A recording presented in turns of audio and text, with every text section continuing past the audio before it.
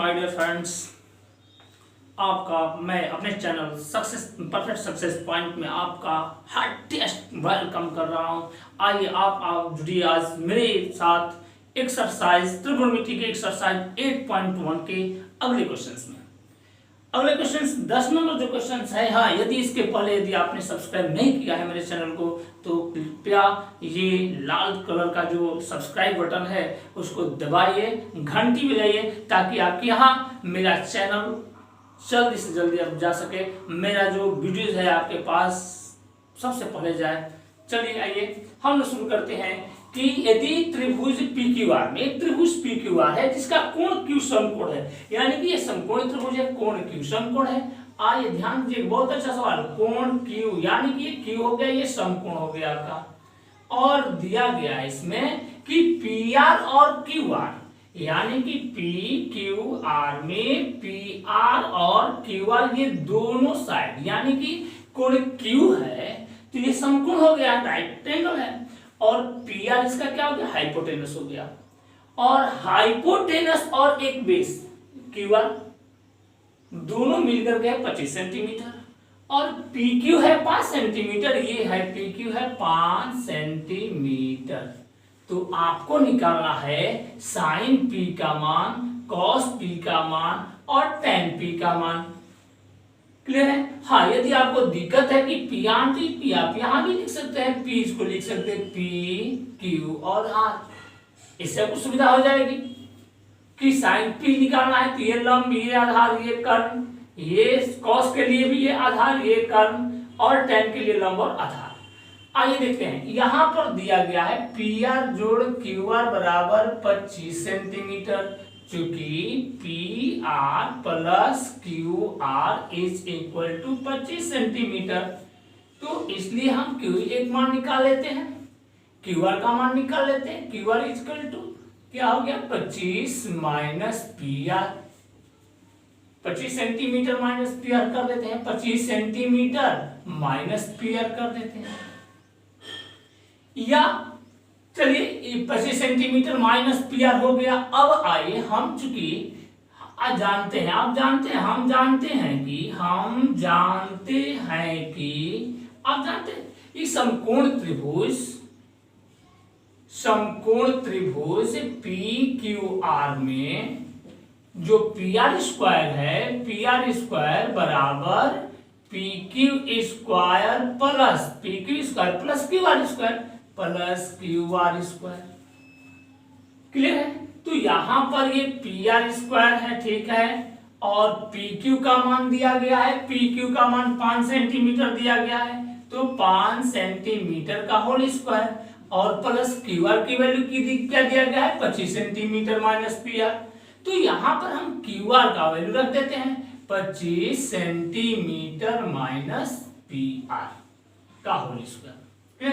ये PR square बराबर 25 centimetre square plus A minus B का A और ये B हो गया, A माइनस B के होल स्क्वायर पर इसको हम तोड़ देते हैं, तो ये 25 सेंटीमीटर का whole square minus 2 into 25 into PR 25 centimetre और प्लस PR स्क्वायर दोनों तरफ है, कैंसिल हो गया, अब इधर बच गया 0, ये हो गया आपका 25 centimetre square plus 25 625 centimetre square, और माइनस 25 दूनी का 50 PR सेंटीमीटर। अब 50 माइनस 50 PR सेंटीमीटर को इस साइड लाते हैं, तो ये हो गया 50 PR centimetre is equal to 625 centimetre square और 25 सेंटीमीटर स्क्वायर, यानी कि 650 centimetre square. Now we get the value of the PR।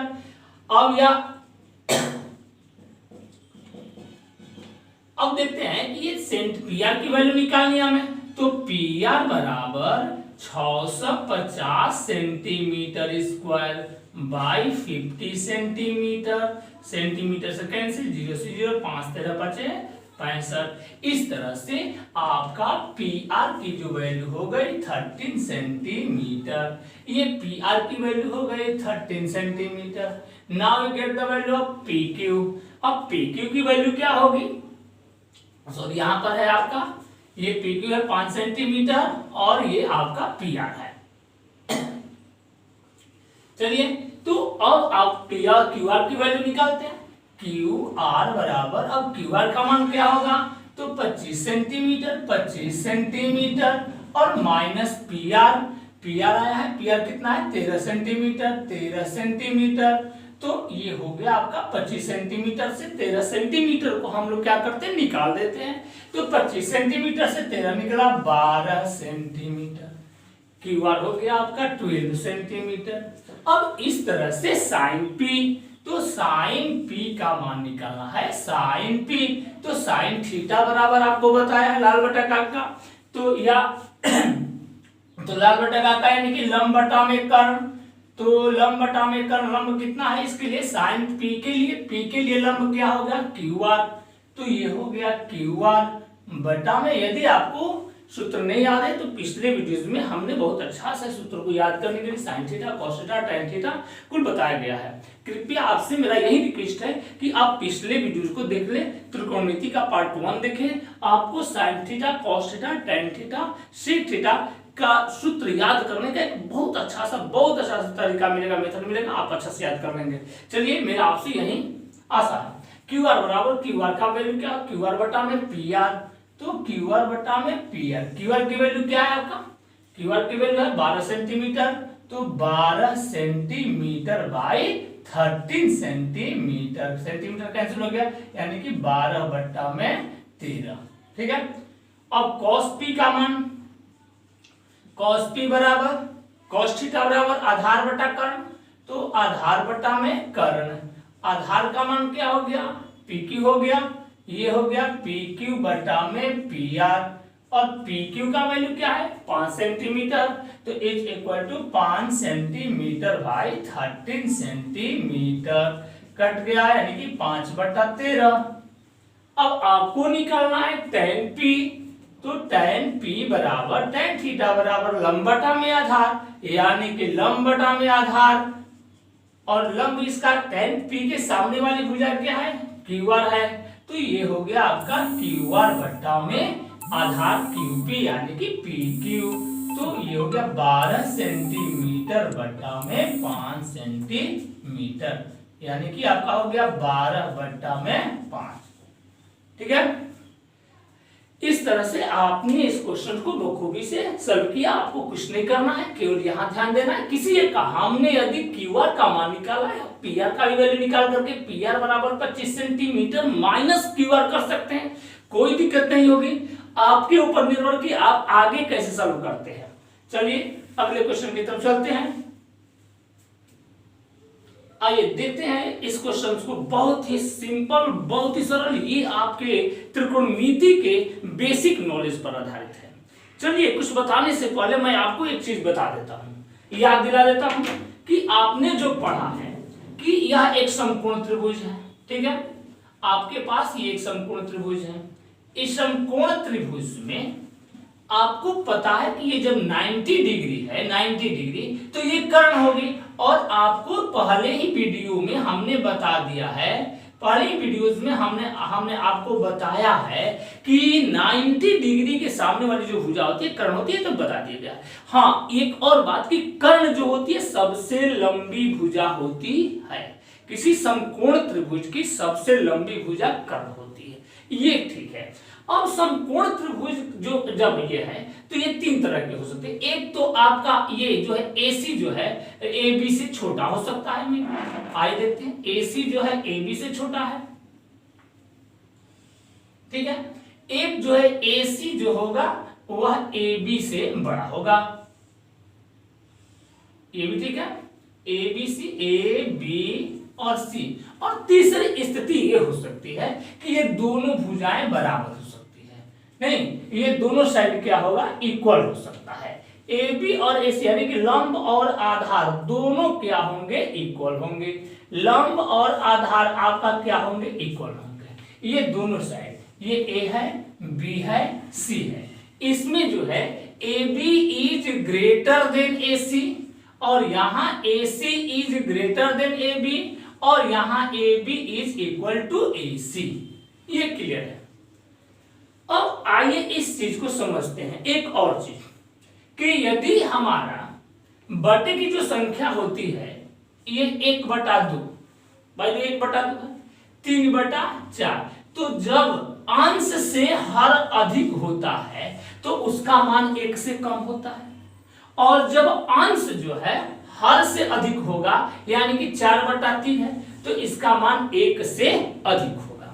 ये क्लियर है। अब आइए कह रहे हैं कि tan a का मान सदैव 1 से कम होता है। दे रहा है कि tan थीटा या tan a का जो मान हुआ, सॉरी ये ABC है, यहां पर हम B कर देते हैं, AC क्वेश्चन के लिए बनाए थे, ये B हो गया और यहां पर ये A हो गया, A हो गया, ये B इसको कर देते हैं हम लोग, ये B हो गया और ये A कर देते हैं।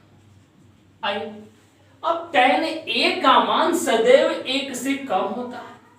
हम अब सोचिए कि 1 से कम यानी कि 1 से कम होगा, यानी कि हमेशा इसका जो है न्यूमरेटर जो है यानी कि अंश जो है हर से कम होगा। जब हम tan a का मान देखते हैं कि tan a बराबर क्या होता है, tan a बराबर लंब बटा में आधार। यदि ये स्थिति होती है जब लंब कम होगा AB से, जब लंब BC जो है, यहां पर लंब क्या है A के लिए लंब हो गया BC, तो जब BC जो है AB से कम होगा तब तो 1 से कम होगा। मान लेते हैं 3 है, ये इसका मान 3 सेंटीमीटर, ये 4 तो 3/4 होगा। लेकिन जब ये स्थिति होगी, जब BC जो साइड है, ये जो साइड है वह AB से बड़ी होगी, यानी कि यह मान यदि 4 हो गया, ये 3 हो गया, तो यहां पर इसका मान 4/3 हो गया। तो यहां पर तो ये बड़ी हो गई ऐसी, तो इसका मान 4/3 हो गया, तो 4/3 क्या होगा, 1 से बड़ा होगा। जैसा कि अभी हमने बताया कि जब ऊपर वाला अंश यदि हर से बड़ा रहे, यदि अंश हर से बड़ा हो तो उसका मान 1 से अधिक होगा। ये स्थिति आ गई। और यहां पर यदि दोनों बराबर हो गए, AB और AC, क्योंकि लंब और आधार यदि दोनों बराबर हो गए तो वैसी स्थिति में इस दोनों का अनुपात क्या होगा, 1 होगा। तो इस तरह से हम देख रहे हैं कि tan a का मान जो कह रहे हैं कि सदैव 1 से कम होता है, ये गलत है। ये स्टेटमेंट क्या है, गलत है। इसको क्या लिख देंगे, असत्य, क्योंकि आपको ये बताना है कि कौन सा स्टेटमेंट सत्य है और कौन सा स्टेटमेंट असत्य है।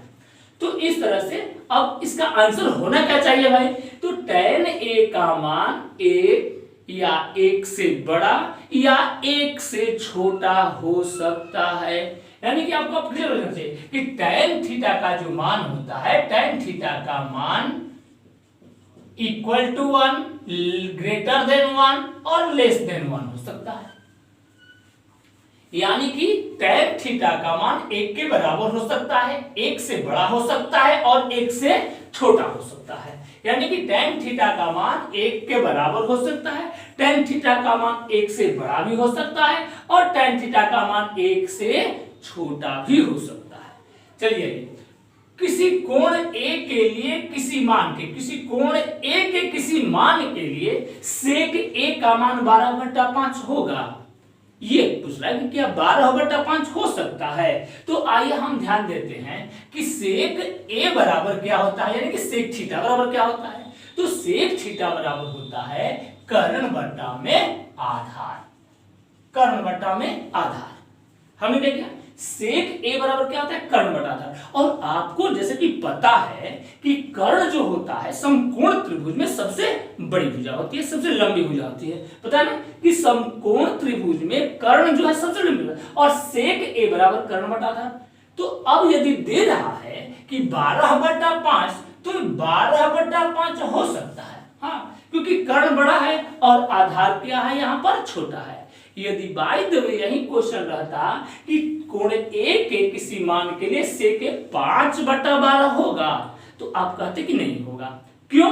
इसलिए कि 5 जो हो जाएगा, यदि आपसे पूछे थे कि 5/12 होगा तो आप कहेंगे कि नहीं, क्योंकि 5 जो है कर्ण होगा, तो कर्ण तो 5 हो नहीं सकता है, छोटा तो होगा नहीं, इसलिए 5/12 नहीं हो सकता है। दे रहा है कि 12/5 होगा, तो कहेंगे कि हाँ होगा, ये सत्य है, क्योंकि कर्ण जो होता है वो किसी भी समकोण त्रिभुज में सबसे बड़ी भुजा होती है। चलिए आइए अगला क्वेश्चन। cos A कोण ए के कोसेकेंट का संक्षिप्त रूप है दे रहा है आपको। उस समय हम पहले वीडियोस में, यदि आपने वीडियो नहीं देखा है तो पहले वीडियो पर जाइए और देखिए कि कोश का पूरा नाम, पूरा फॉर्म, यानी कि जो फॉर्म नाम है वो कोसाइन है, COSINE, कोसाइन यानी कि साइन का को। तो इस तरह से यानी कोसाइन का रूप है, कॉस क्या है, कोसाइन का रूप है, कॉम्प्लीमेंट ऑफ साइन है। तो कोसाइन क्या है, कॉम्प्लीमेंट ऑफ साइन है, यानी कि COSINE का संक्षिप्त रूप है। कोसेकेंट का जो संक्षिप्त रूप होता है वो कोसेक होता है। क्या होता है, कोसेक होता है। इसलिए ये भी क्या है, असत्य है। क्या है, असत्य है। अब आइए दे रहा है कि कॉट और ए का गुणनफल है। पूछ रहा है कि कॉट और ए का गुणनफल है, कहेंगे नहीं। ये क्या है, कोण ए के लिए कोटेंट का मान है, कोटेंजेंट का मान है। कोण ए के लिए कोटेंजेंट का मान है, यानी कि कॉट, यानी कि कोण ए के लिए आधार और लंब का अनुपात है। तो ये भी क्या है, असत्य है। अगला क्वेश्चन, किसी भी कोण के लिए जो आपको दिया गया है थीटा, किसी भी कोण थीटा के लिए साइन थीटा बराबर 4/3 होगा। साइन थीटा बराबर 4/3 होगा। तो साइन थीटा का मान आपको बताया गया है, साइन थीटा बराबर क्या बताया गया, लंब बटा में कर्ण, लंब बटा में कर्ण। साइन थीटा बराबर लंब बटा में कर्ण, यानी कि कर्ण जो बड़ी भुजा है वो नीचे आधार में है। इस तरह से ये जो दे रहा है कि 3 कर्ण होगा, 4 लंब और 3 कर्ण होगा, एकदम नहीं होगा, क्योंकि कर्ण जो होती है बड़ी भुजा होती है, इसलिए 4/3 जो है वो साइन थीटा का कोई मान नहीं होगा, क्योंकि साइन थीटा का जो भी मान होगा वो 1 से छोटा होगा। यहाँ पर 1 से छोटा होगा ना, 3 में, यानी कि 3/4 हो सकता है, 4/7 हो सकता है, 8/10 हो सकता है, 8/9 हो सकता है, लेकिन 8/7 नहीं होगा। इसलिए यह भी क्या है, असत्य है। इस तरह से आपने देखा कि किस तरह से हम लोग जो sine theta, cos theta, tan theta, cot theta, sec theta और कोसेक थीटा का मान लंब बटा में कर्ण, आधार बटा में कर्ण, लंब बटा में आधार, कर्ण बटा में आधार, कर्ण बटा में सॉरी आधार बटा में लंब, कर्ण बटा आधार और कर्ण बटा में लंब, ये सारी चीजें हमने पढ़ लिया। और पढ़ने के लिए जो हमने तरीका जो अपनाया था फर्स्ट वीडियो में, जो हमने बताया था कि किस तरह से हम साइन थीटा का मान, साइन सामने वाली भुजा का कर्ण के साथ, कॉस जो उस पर आधारित है और उसका कर्ण के साथ अनुपात, और टेन थीटा लंब और यानी कि लंब और आधार का अनुपात जो बना है, इस तरह से बहुत अच्छा से बताया गया था। 2-3 ट्रिक भी बताए गए थे। आशा नहीं विश्वास है कि आप इस सूत्र को याद करने के लिए मेरे पिछले वीडियो जरूर देखेंगे। आज के लिए बस इतना ही। अब आपसे आज के लिए इतना ही विदा लेते हैं आपसे। आज का दिन आपका दिन शुभ हो। धन्यवाद।